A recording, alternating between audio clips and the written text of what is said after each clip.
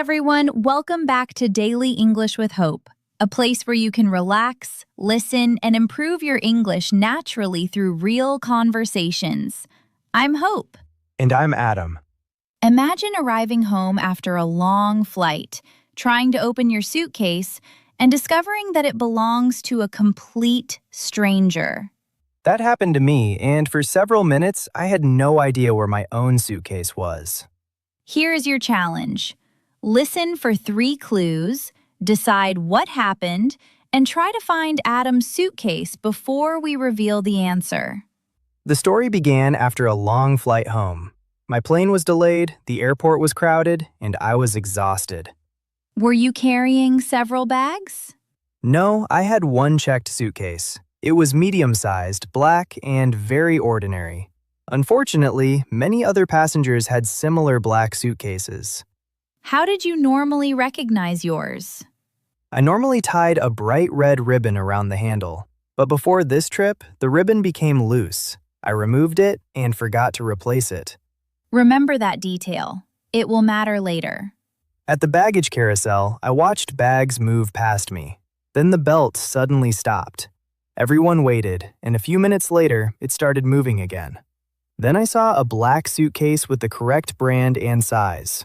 I checked the small logo, grabbed the handle, and left. Did you check the name on the bag? No, I was tired. The taxi line was getting longer, and the suitcase looked right. I made a quick decision.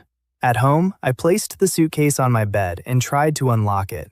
My key went into the lock, but it would not turn. Did you think the lock was broken? I stopped and looked closer. The suitcase looked almost identical to mine. It had the same shape, size, brand, and black color. Almost exactly the same, but there had to be a difference. There was. My suitcase had a long scratch near the bottom wheel. I turned the suitcase around, but the scratch was not there. So the key did not work and the scratch was missing. What conclusion did you reach? I finally understood that I had brought home someone else's suitcase. And without your red ribbon, your own suitcase was not easy to recognize. Exactly. The red ribbon normally made my suitcase distinctive, which means noticeably different and easy to recognize. Now the real mystery begins. You have a stranger's locked suitcase and you do not know where your bag is. What did you do? I checked the outside of the suitcase carefully. Under the handle, I found a small luggage tag with the name Daniel Cooper. Was there a phone number? There had been one, but part of the tag was wet, and the last 4 numbers were impossible to read. I could not call Daniel. At that point, I knew there had been a mix-up, a mistake caused by confusing 2 similar suitcases, but I still did not know what had happened to mine. Did you still have the small baggage receipt from the airline? Luckily, I did. It showed the number connected to my suitcase. The airline could use that number to identify my suitcase. After a flight, passengers claim their luggage at the baggage carousel. Time for your prediction. Where was Adam's suitcase? Was it still moving around the carousel, sitting in the airline office, or traveling with another passenger? I hoped it was safely waiting at the airport, so I called the airline's baggage service desk. What did they tell you? The employee checked my baggage number. Then she gave me worrying news. No black suitcase had been left at the carousel or brought to their office. My suitcase had disappeared. If it was not at the airport, somebody had probably taken it. But was it an accident, or had someone stolen it? That is the biggest clue. You accidentally took Daniel's suitcase. Who was most likely to take the final black suitcase from the carousel? Before I could answer, my phone rang. The number was unfamiliar. I answered, and a nervous man asked, "Is this Adam?" Was it Daniel? Yes. Daniel had checked the luggage tag on my suitcase and found my phone number. He was calling from a hotel near the airport. So Daniel had your suitcase. He did.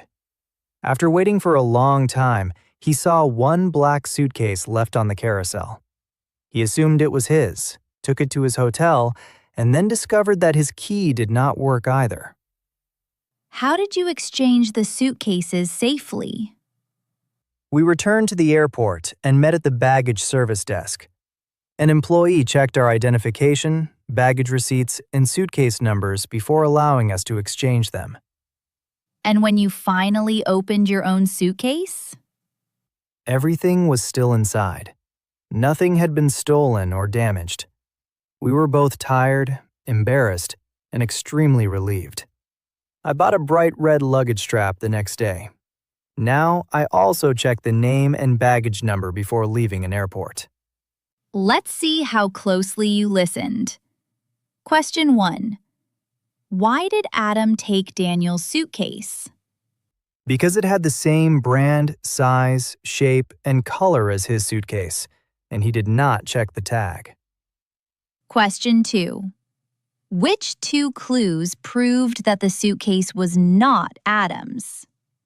His key did not work, and the familiar scratch near the wheel was missing. Question 3.